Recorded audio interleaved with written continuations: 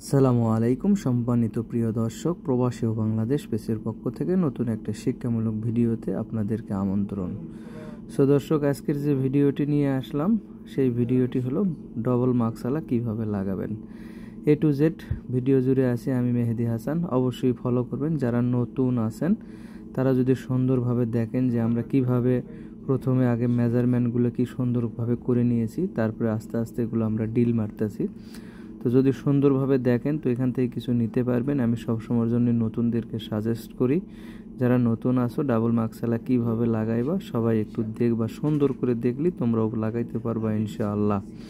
দেখতে পাচ্ছ আগে কিন্তু আমরা সুন্দর করে মেজারমেন্ট করে নিয়েছি কোন জায়গায় কিভাবে কি লাগাতে হবে।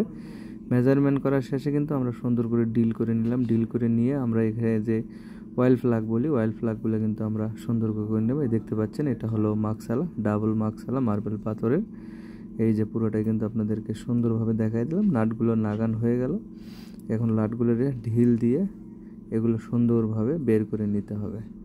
দেখতে পাচ্ছেন কাজ কিন্তু একের পর এক হয়ে যাইতেছে। এই যে নাটগুলো কিন্তু আমরা সুন্দর করে ঢিল দিয়েছি, অর্থাৎ হয়ে গেছে আমাদের দুই পাশের যে স্ট্যান্ডগুলি লাগানো মোটামুটি শেষের দিকে আলহামদুলিল্লাহ। এখন ভেতরে কিছু স্ট্যান্ড আছে, এগুলো কিন্তু আমরা লাগাই দেব, কারণ আর তিনটি পার্টে স্ট্যান্ড থাকে ডাবল মাকসালাগুলার। দুই পাশে থাকে দুইটা করে চারটা এবং ভেতরে কিন্তু থাকে দুইটা, মোট স্ট্যান্ড থাকে হলো চারটা। নাটগুলো খুব সুন্দরভাবে লাগিয়ে নিতে হবে এবং সুন্দর স্মুথভাবে টাইট করতে হবে, কারণ এই নাটগুলোর উপরেই কিন্তু নির্ভরশীল এই মাকসালাটি। দেখতে পাচ্ছেন আমাদের মোটামুটি নাটগুলো লাগান শেষ হয়ে গেছে। এখন আমরা একটু চেক করে নিব যে লেভেল আমাদের ঠিক আছে কিনা, না কম বেশি আছে, লেভেলটা চেক করে নিব।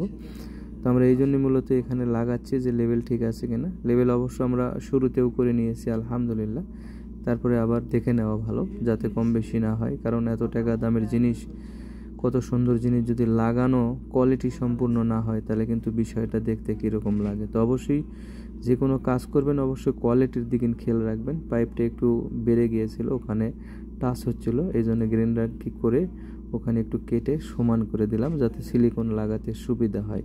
এটা কিন্তু দুই পার্টের একটা মাকসালাই। দেখতে পাচ্ছেন আমরা যে খাল্লাতগুলো আছে সেই খাল্লাতগুলো কিন্তু আমরা একে একে সুন্দরভাবে সেটিং করে নিতেছি।